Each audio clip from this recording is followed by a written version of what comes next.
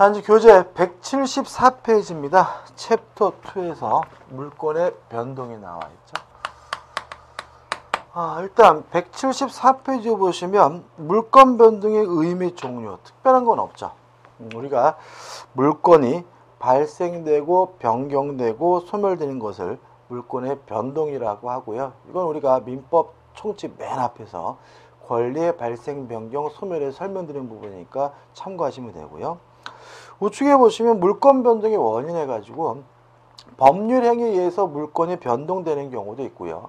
법률 규정에 의해서 물권이 변동되는 경우도 있는데 이건 우리가 뒤에서 자세히 봐야 되고요. 2번 물권 변동과 공시에서 1번 공시제도의 의의, 공시 방법이 나와 있어요. 자, 이런 문제입니다. 일단 공시라는 말의 사전적 의의는 뭐냐면 우리가 이런 말 쓰잖아요. 국회의장이 의사 일정을 공시했습니다. 이런 말 쓰죠. 교육부 장관이 대학 입학시험 일정을 공시했습니다. 이런 말도 쓰거든요. 다시 말하면 대외적으로 밝히는 것, 대외적으로 보여주는 것, 이걸 우리가 공시라고 하거든요. 그럼 생각을 해보죠. 제가 부동산에 대한 권리를 가지고 있어요. 그 사실을 대외적으로 보여주려면 뭐 하면 되냐면 등기하면 되는데, 등기는 대외적으로 보여주는 방법이니까 이게 뭐죠? 공시 방법이 되는 거고요. 동산에 대한 권리가 있다는 사실을 대외적으로 보여주고 싶다면 그 동산을 뭐 하면 되냐면 점유하면 되니까 동산에 관한 공시 방법 뭐가 되는 거죠? 점유가 되는 거죠. 일단 두 가지만 기억하자고요. 그 다음 넘겨보시면은 공시 원칙과 공신의 원칙이란 말이 나와요. 사실 같은 말의 반복인데 부동산은 등기, 동산은 점유함으로써 자신의 권리자임을 대외적으로 보여주게 되는데 이걸 우리가 공시 원칙이라고 하는 거예요. 다시 말하면 자신이 권리자임을 보여주려면 부동산은 등기를 해야 되고요. 동산은 점유를 해야 되는데 이게 뭐라고요? 공시 원칙인 거죠. 이러한 공시 원칙에 관한 입법주의가 두 가지가 있어요. 1번 성립요건주의, 형식주의가 있고요. 우측에 보시면 대항요건주의, 의사주의가 있습니다. 일단 형식주의 옆에 독법주의라고 나와 있죠. 독법주의라는 말은 독일법주의라는 말이고요. 의사주의 옆에는 뭐죠? 불법주의라는 말이 있죠. 이 불법주의라는 말은 불란서법, 프랑스법주의라는 말인데 중요한 건 아니고요. 형식주의는 우리나라 민법이 채택하고 있고요. 의사주의는 일본 민법이 채택하고 있는 입법주의입니다. 자, 그럼 이제 이게 무슨 말인지를 좀 아셔야 되겠죠? 형식주의, 우리나라입니다. 자, 이런 얘기입니다. 갑이라는 사람이 A라는 건물을 가지고 있어요. 근데 을과 만나가지고 매매 계약을 했더니 을이 갑에게 매매 대금을 다 줬어요. 그래도 아직 을에게는 뭐가 없는 거죠? 소유권이 없는 거죠. 을의 입장에서 소유권을 취득하려면 갑으로부터 뭘 받아야 돼요? 이전 등기를 받아야 그때 비로소 뭘 취득하게 돼요? 소유권을 취득하는 거죠. 다시 말하면 을은 등기라는 특별한 형식을 갖춰야지만 소유권을 취득한다. 그래서 이걸 우리가 형식주의라고 하는 거고요. 갑에서 을로 소유권이 넘어오려면 물권 변동이 성립되려면 등기가 필요하다. 그래서 형식주의를 뭐라 그러냐면 성립 요건주의라고 하는 거죠. 쉽게 말하면 소유권을 취득하려면 뭘 해야 되는 거예요? 등기를 해야 된다. 이게 뭐죠? 형식주의고 성립 요건주의인 거죠. 이에 반해서 의사주의는 달라요. 자, 갑이 A라는 건물을 가지고 있는데요. 을과 만나가지고 매매 계약을 했어요. 그랬더니 을이 갑에게 매매 대금을 다 지급했거든요. 그랬더니 갑이 을한테 뭐라 그러냐면 이제부터 네 거래요. 다시 말하면 등기하지 않아도 갑에서 을로 소유권을 넘겨준다는 의사의 합치만 있으면 그것만으로 소유권을 취득한다면 이걸 우리가 뭐죠? 의사주의라고 하는 거죠. 다시 말하면 등기하지 않아도 소유권을 가져요. 뭐만 있다면요? 의사의 합치만 있으면요. 그럼 여기서 이제 의문이 생기는 거죠. 그럼 을은 등기하지 않았더라도 뭐가 있어요? 소유권이 있잖아요. 그럼 뭐하러 등기하느냐? 등기해봤자 뭐만 내요? 세금만 내는 거 아니냐? 등기하는 이유는 뭐냐면 이 상태에서 을이 소유권이 있지만 갑이 또다시 병한테 팔아먹고 병한테 이전 등기를 해줘 버리면 을은 자신의 소유권을 가지고 병에게 뭐 하지 못하냐면 대항하지를 못해요. 따라서 을은 병에게 대항하기 위해서 뭐가 필요해요? 등기가 필요하기 때문에 의사주의를 다른 말로는 뭐라 그러냐면 대항요건주의라고 하는 거죠. 다시 말하면 의사의 합치만 있으면 뭘 취득합니까? 소유권을 취득합니다. 다만 자신의 소유권을 가지고 제3자에게 대항하려면 그때는 뭐가 필요해요? 등기가 필요하기 때문에 이걸 우리가 대항요건주의라고 해요.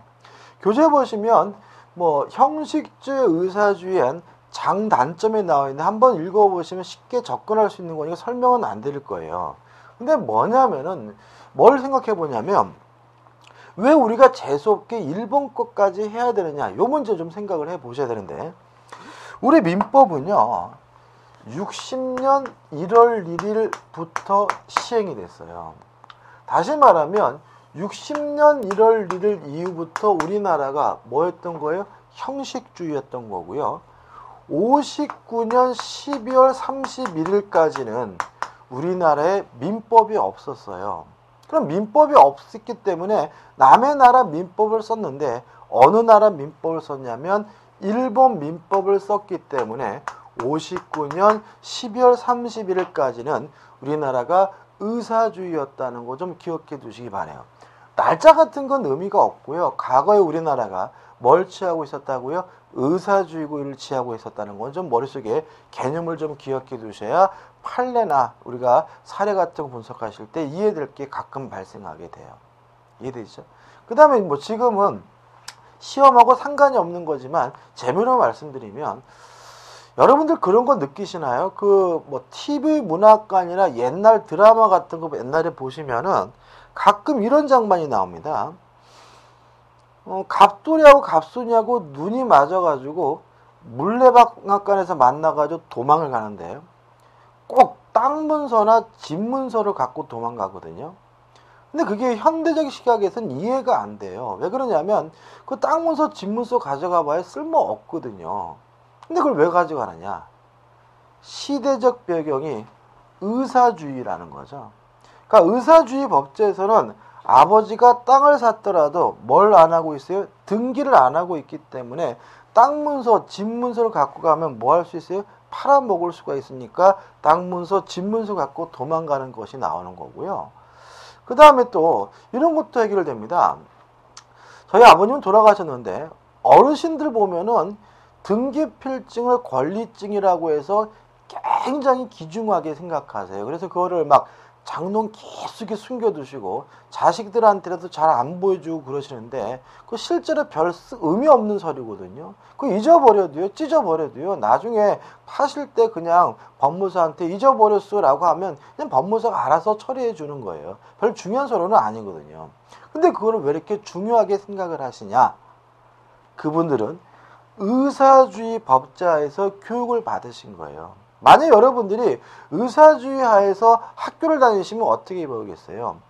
땅 문서, 집 문서 날리면 집 날리고 땅 날린다고 교육을 받으셨겠죠. 그것이 어떻게 뼛속 깊이 남아있기 때문에 그 서류를 대단히 뭐하게 돼요? 중요하시게 하는 거고요.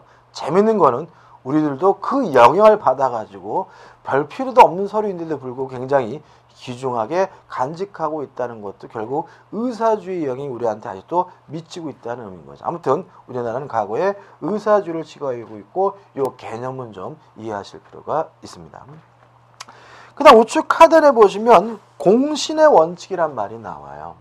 자, 이건 어떤 개념이냐면 부동산은 등기, 동사는 점유와 같은 공시 방법을 신뢰하고 거래한 사람을 보호해 주고 있다면 공자고 신자고 따서 공신의 원칙이라고 하고요.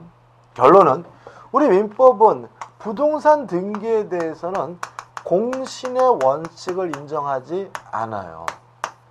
따라서 부동산에 대해서는 믿고 거래하더라도 뭘 받지 못하냐면 보호를 받지 못해요. 이에 반해서 동산의 점유에 대해서는 공신의 원칙을 인정하고 있어요.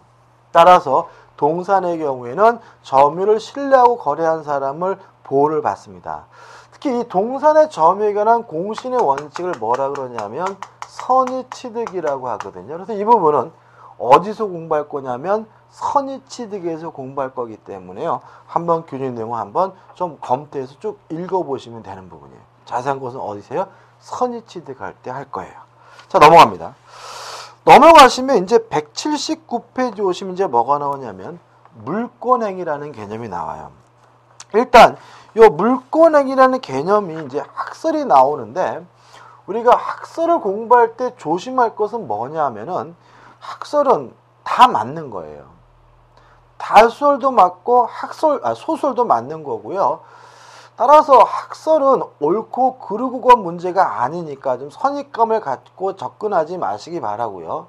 그러니까 우리는 학설에 대해서는 제가 말씀을 잘 안 드리는데 이 부분은 학설을 봐야 되는 부분이긴 하지만 뭐 하면 돼요? 그냥 이런 내용이구나 라고 이해하시고 받아들이면 되는 거예요. 자, 1번 해가지고 물권행위 해가지고 물권행위의 의의가 나옵니다. 자, 생각을 해보죠. 일단 물권행위가 뭐냐? 개념은 아주 간단하게 정리하시면 돼요. 물권을 변동시키는 법률행위, 물권을 변동시키는 행위를 물권행위라고 하고요. 물권행위가 나오면 또 뭐가 나와요? 세트가 나와야죠. 채권행위라는 개념이 나와야죠. 채권행위는 뭐냐면요. 채권을 발생시키는 행위, 채권을 발생시키는 법률행위를 채권행위라고 하는 거예요. 자, 그럼 이렇게 되죠. 물권을 변동시키는 행위가 뭐예요? 물권행위. 채권을 발생시키는 행위가 뭐죠? 채권행위. 이렇게 되는 거죠. 개념은 됐죠, 그죠? 자, 그럼 이제 한번 현실과 좀 매치시켜보죠. 자, 일반적인 부동산 거래를 한번 생각해 볼게요. 교재는 제가 그림으로 해놨는데 그냥 간단하게 적어드리면 우리가 부동산 거래할 때는 처음에 만나가지고 매매 계약을 하게 되고요. 그리고 이제 매수인이 매도인에게 계약금을 지급하게 되고요. 또 계약금을 지급한 후에 또 뭘 지급하냐면 중도금을 지급하게 되고요. 또 중도금을 지급한 후에 또 뭘 지급하냐면 잔금을 지급하게 돼요. 이제 매매 대금을 다 줬으니까 이제 매도인은 매수인에게 등기 서류를 교부하게 되고요. 이 서류를 교부받아서 자기 앞으로 이전 등기를 하게 되면 모든 절차가 다 끝나게 되거든요. 이렇게 5단계로 이루어지는 것이 원칙입니다. 자, 그러면 1, 2, 3, 4, 5번 중에서 뭐가 채권일까요? 채권행위일까요? 매매 계약이 채권행위인 거죠. 자, 매매 계약을 하면요. 매수인은 재산권을 이전해달라고 요구할 수 있는 채권이 생기고요. 매도인은 매매 대금을 청구할 수 있는 채권이 생기니까 결과적으로 매매 계약은 쌍방 간에 채권을 발생시키는 거예요. 따라서 매매 계약은 채권을 발생시킨다. 매매 계약이 뭐가 되는 거예요? 채권 행위가 되는 거죠. 그 다음에 2, 3, 4, 5번 중 뭐가 물권행위일까요? 물권행위가 뭐죠? 물권을 변동시키는 행위가 뭐죠? 물권행위잖아요. 우리나라는 형식주의를 취하기 때문에 물권 변동이 성립되려면 뭐가 필요해요? 등기가 필요하니까 결국 5번 등기 서류를 교부하고 이전 등기 받는 것이 뭐죠? 물권행위예요. 등기를 해야 뭐가요? 소유권이 넘어간다, 물권이 변동되는 거잖아요. 그래서 저는 여러분들한테 앞으로 설명드릴 때 갑과 을이 만나가지고 매매 계약을 하고 갑이 을에게 등기를 해줬다 이렇게 설명하면서 요 매매 계약이 뭐가 되는 거예요? 채권행위고 등기가 뭐라고요? 물권행위. 이렇게 간단하게 접근할 거예요. 솔직히 이 부분도 학설의 대립이 있고 굉장히 복잡한 부분이긴 한데 우리는 그냥 이해하기 쉬운 걸 접근하면 되는 거예요. 그래서 매매계약은 뭐라고요? 채권행위. 왜요? 매매계약을 하면서 채권이 발생하니까요. 등기라는 것은 뭐라고요? 물권행위. 왜요? 등기함으로써 뭐가 발생해요? 물권이 발생하니까. 물권이 변동되니까. 이렇게 정리하기로 하죠. 그죠? 자, 그 다음에 이제 부동산 거래는 이렇게 하지만 현실 거래는 이렇게 안 하죠. 예를 들어 제가 편의점 가가지고 껌을 사러 가가지고 아가씨 저에게 껌 파시겠습니까? 청약을 했더니 그쪽에서 예 팔겠습니다. 아 매매 계약이 체결됐군요. 그런 다음에 자 매매 대금을 받으십시오 했더니 그쪽에서 매매 대금을 받은 후에 뭐죠? 재산권 이전이다 껌을 준다. 이렇게 분리해서 행동하지는 않죠. 이렇게 나눠서 분리해서 행동을 하게 되면 정신병원에 실려갈지도 모르는 거예요. 그래서 우리가 껌을 산다, 콩나물 산다 같은 현실적 거래에서는 요 계약을 하고 대금을 지급하고 재산권을 넘겨주는 것이 융합이 돼서 결합이 돼가지고 이루어지는 것이 뭐예요? 일반적인 거예요. 그러면 두 가지 거래가 있죠. 부동산 거래처럼 채권행위와 물권행위를 명백히 구별할 수 있는 거래가 있고요. 현실 거래처럼 어디까지가 채권행위, 매매계약이고 어디서부터 물권행위인지 구별을 못하는 거래 두 가지 거래가 있는 것인데 만약에 두 거래 중에서 부동산 거래를 원칙적 거래로 이해하게 되면 물권행위와 채권행위를 명백히 구별할 수 있다라고 이해하게 되고요. 이게 뭐냐면 물권행위, 독자성, 긍정설이 되는 거죠. 이에 반해서 부동산 거래가 원칙이 아니라 오히려 현실 거래가 원칙이다라고 이해하게 되면 어디까지가 매매계약이고 어디서부터가 재산권 이전인지 구별할 수가 없다라고 이해하겠죠? 이게 뭐냐면 물권행위, 독자성, 부정설이 되는 거예요. 보시면 이 학설이 결국 뭐예요? 시각에 관한 문제임을 우리가 깨달을 수가 있는 거죠. 그 다음에 이제 자 만약에 요 매매계약이 무효가 됐어요. 취소가 됐어요. 해제가 됐어요. 이랬을 때 물권에 영향을 주느냐 안 주느냐에 있어서 영향을 안 준다라고 이해하는 것이 무인설 또는 무인성이라고 하고요. 매매가 무효면 등기도 자동으로 무효가 된다라고 이해하는 것이 유인설 또는 유인성이 되고요. 근데 만약에 독자성을 부정하게 되면 원칙적으로 융합이 돼서 결합돼서 이루어진다라고 이해하기 때문에 물권행위가 채권행위가 물권행위에 영향을 주지 않는다라는 것도 존재할 수가 없기 때문에 이때는 항상 뭐가 오냐면 유인설, 뭐로 오냐면 유인성설로 오는 거예요.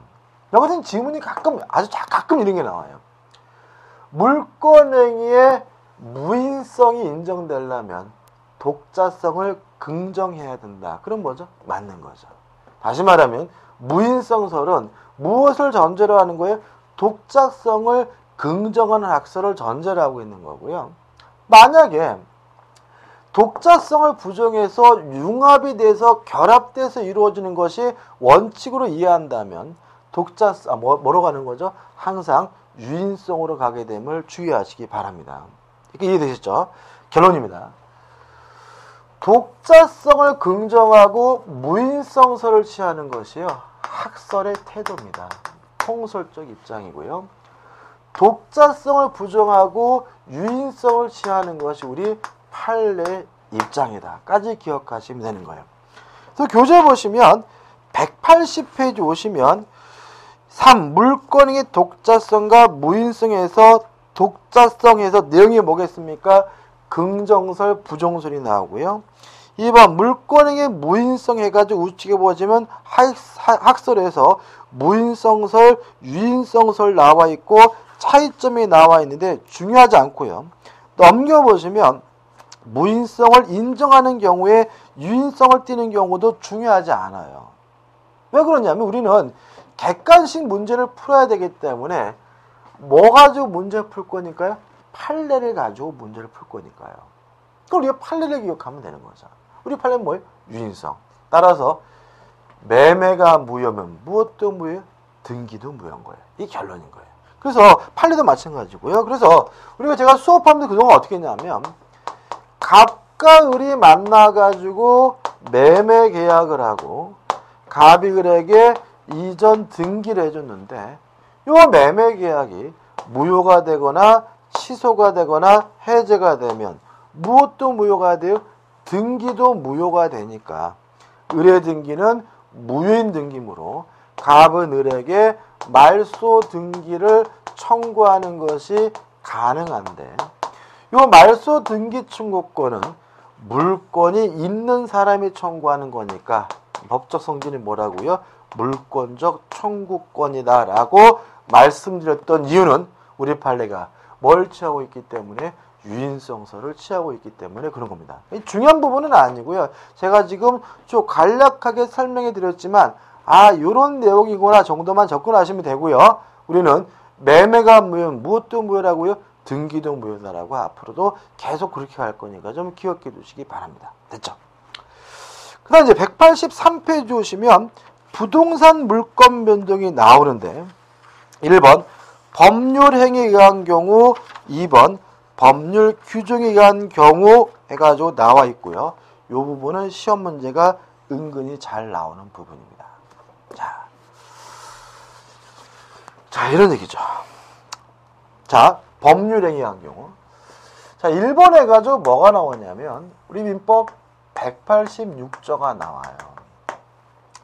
186조는 뭐라고 나오냐면 법률 행위에 의해서 물권이 변동되려면 등기를 해야 한다라고 나와 있어요. 그 다음에 2번 법률 규정에 의한 경우인데 187조예요. 187조는 뭐라고 되어 있냐면 법률 행위가 아닌 다른 사유, 법률 규정에 의해서 물권이 변동될 때는 등기할 필요가 없다라고 나와 있어요. 그러면 시험 문제가 어떻게 나오냐면 다음 중 등기해야 되는 경우는 다음 중 등기할 필요가 없는 경우는 이렇게 시험 문제가 나오고요. 은근히 잘 나오는 부분이니까 반드시 뭘 해야 돼요? 맞춰줘야 되겠죠. 자, 그럼 이제 이게 좀 어렵지 않아요. 자, 보세요. 법률 행위에 의해서 물권이 변동되려면 뭘 해야 돼요? 등기를 해야 돼요. 그러면 법률 행위가 뭐가 있느냐? 다 아시다시피 법률 행위는 계약과 단독 행위가 있죠. 따라서 계약과 단독 행위에서 물권이 변동되려면 뭘 해야 되는 거예요? 등기를 해야 되는 거예요. 그 다음에 법률 행위가 아닌 법률 규정에 의해서 물권이 변동될 때는 등기할 필요가 없다고 되어 있죠. 그 말은 뭐냐면 계약도 아니고 단독 행위도 아닌 다른 사유로 물권이 변동될 때는 뭐 할 필요 없는 거예요? 등기할 필요가 없는 거예요. 첫 번째 기억할 내용입니다. 그래서 실제로 우리 공인중개사 시험에서는 다음 중 등기해야 되는 경우는 이렇게 물어보면 계약을 찾으면 되는 거예요. 다음 중 등기할 필요가 없는 경우는 이렇게 물어보면 계약이 아닌 걸 찾으면 되는 거예요. 자, 정리해보자고요. 계약이나 단독행위로 인해서 물권이 변동될 때는 뭐합니까? 등기합니다. 계약도 아니고 단독행위도 아닌 다른 사유로 물권이 변동될 때는 뭐 할 필요 없습니까? 등기할 필요가 없습니다. 여기까지 꼭 기억해 두시기 바라고요. 교재 보시면 2번 법률행위에 의한 근거해가지고 하단에 보시면 187조의 내용해가지고 나와있죠. 넘겨볼게요. 넘겨보시면 3, 187조에 뭐가 나와요? 적용 범위가 나와요. 한번 보자고요. 1. 상속 법률행위가 아닙니다. 따라서 뭐 할 필요 없는 거예요? 등기할 필요가 없는 거죠. 계약도 아니고 뭐도 아니고 단독행위도 아니잖아요. 2번 공용징수는 수용입니다. 여러분 나중에 부동산 공법을 외우시면 거기서는 수용이라고 하고요. 민법에서는 공용징수라고 하거든요. 근데 우리가 흔히 쓰는 말은 수용이니까 수용으로 기억하자고요. 공용징수 수용도 뺏기는 겁니다. 법률행위가 아닙니다. 따라서 뭐 할 필요 없어요? 등기할 필요가 없고요. 3번 판결도 법률행위가 아닙니다. 계약도 아닙니다. 따라서 뭐 할 필요 없냐면 등기할 필요가 없다라는 취지인데 조금 이 부분은 좀 자세히 봐야 돼요. 그래서 세 번째 봐야 될 게 나왔어요. 판결은 세 가지가 있습니다. 확인 판결. 확인 판결은요, 자신이 물권자임을 확인받는 판결이 확인 판결이에요. 따라서 확인 판결은 물권 변동 자체가 없는 경우이기 때문에 등기를 해야 되는지 할 필요가 없는지를 따질 필요가 없는 거예요. 그 다음에 이행 판결과 형성 판결이 있는데 일단 이 부분은 일단 외우셨으면 좋겠어요.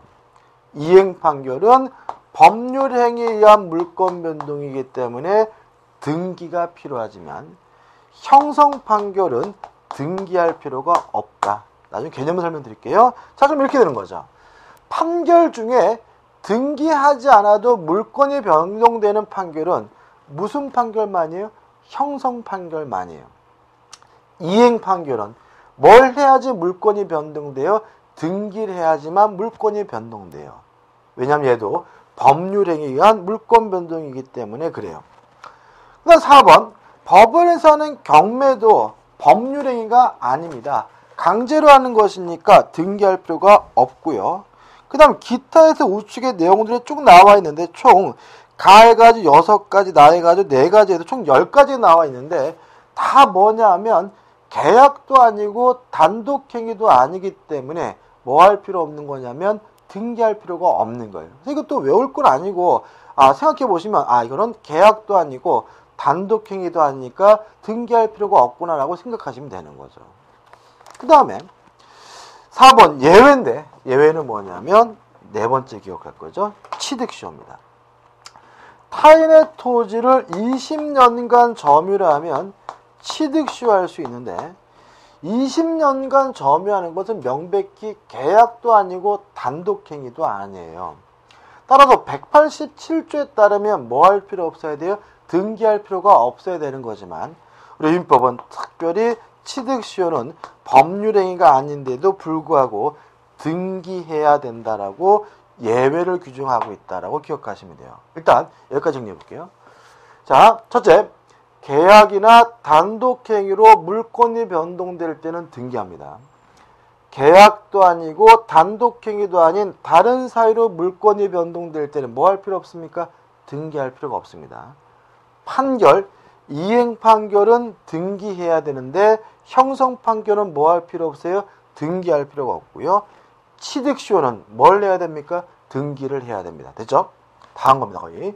그 다음 우측에 이제 하단에 보시면 3에서 186조, 187조가 무효가 되는 경우에서 1번 원인행위의 실효에 의한 물권의 복귀인데 요거예요. 자, 우리는 유인서를 취해요. 따라서 매매가 무효면 무엇도 무효예요? 등기도 무효이기 때문에 이 등기를 말소하지 않아도 을이 가지고 있던 소유권이 갑에게 뭐죠? 바로 복귀가 되는 거죠. 그죠? 매매가 취소가 되면 무엇도 무효예요? 등기도 무효이기 때문에 을의 등기를 말소하지 않아도 을의 소유권이 갑에게 뭐죠? 당연히 뭐죠? 복귀가 되는 거죠. 따라서 이 원인행위 실효는 우리 판례가 뭘 취하고 있다고요? 유인서를 취하고 있다. 매매가 무효, 취소, 해제가 되면 무엇도 무효, 등기도 무효다라고 기억하시면 되는 거예요. 그래서 넘겨보시면 이제 186페이지에 2 해가지고 재단법인에 대한 출연재산의 기속이 나와요. 이제 하나 더 기억하죠? 5입니다. 자, 재단법인 설립행위예요. 일단 저단법인 설립행위에 대해서 재단법인이 소유권을 취득하는 시기에 대해서는 일단 결론은 우리 판례가 마치 의사주의처럼 해결하고 있다는 거 기억해 두시면 돼요. 무슨 말이냐? 재단법인은 등기하지 않아도 일단 소유권을 취득하게 됩니다. 다만 등기 없이 취득한 이 소유권을 가지고 제3자에게 대항하려면 그때는 뭐가 필요하냐면 등기가 필요하다. 이게 뭐죠? 결론이에요. 일단 우리가 법인 부분은 시험 범위가 아니기 때문에 이것도 자세히 접근하지 마시고요. 결론만 기억하시면 되는 부분이에요. 자, 다시 한번요. 재단법인은 뭐 하지 않아도 소유권을 취득해요? 등기하지 않아도 소유권을 취득합니다. 다만 자신의 소유권을 가지고 제3자에게 대항하려면 뭐가 필요합니까? 등기가 필요합니다. 따라서 이 재단법인 설립행위에 대해서는 마치 우리 판례가 뭐처럼요? 의사주의처럼 해결하고 있다라고 기억해 두시면 되는 거예요. 끝입니다. 그 다음 이제 우측에 보시면 이제 뭐가 나오냐면 소멸시효가 나와요. 일단 소멸시효는 계약도 아니고 단독행위도 아니에요. 따라서 소멸시효가 완성되는 순간 등기하지 않아도 말소 등기하지 않아도 물건이 소멸되는데 주의할 점은 뭐예요? 물건 중에서 소멸시효 걸리는 물건은 뭐에 하나죠? 용익물건에 하나입니다. 기억나시죠? 자, 용익물건만 소멸시효 걸립니다. 물론 소멸시효는 계약도 아니고 단독행위도 아니니까 20년이 되는 순간 물건은 뭐가 돼요? 소멸되는 거예요. 등기하지 않아도 물건이 뭐가 되는 거예요? 소멸되는 거죠. 그 다음 우측에 4번 제한물건의 소멸청구와 5번 제한물건의 소멸통고가 나와 있는데 이것도 우리가 아직 소멸청구와 소멸통고 개념은 모르시지만 등기할 필요가 없다라는 거 기억해 두시기 바라고 왜 등기할 필요가 없는지 우리가 나중에 보면 될 것 같아요. 자, 그럼 보자고요. 다 끝났습니다. 자, 이렇게만 기억하시면 되는 거예요. 자, 부동산에 관한 물건을 취득하려면 언제 등기하느냐? 법률행위, 계약이나 단독행위에 의해서 물건을 취득할 때는 등기합니다. 그럼 언제 등기하지 않느냐? 계약도 아니고 단독행위도 아닌 다른 사유로 물건이 변동될 때는 뭐 할 필요 없습니까? 등기할 필요가 없습니다. 다만 판결은 이행 판결은 뭘 해야 돼요? 등기를 해야 되고요. 형성 판결은 뭐 할 필요 없어요? 등기할 필요가 없고요. 취득시효는 뭘 해야 돼요? 등기를 해야 된다. 마지막으로 재단법인은 등기 없이도 뭘 취득합니까? 소유권을 취득하지만 다만 자신의 소유권을 가지고 제3자에게 대항하려면 그때는 뭐가 필요합니까? 등기가 필요하다 해서 요 5가지만 꼭 기억해 두시면 되고요. 뭐 가장 쟁점은 뭐죠? 1번과 2번이 가장 중요한 쟁점이 됩니다. 자, 이제 교재 이제 188페이지 보시면 이제 등기가 나오는데 이 등기 부분은 우리가 다음에 이어서 들어가도록 하겠습니다.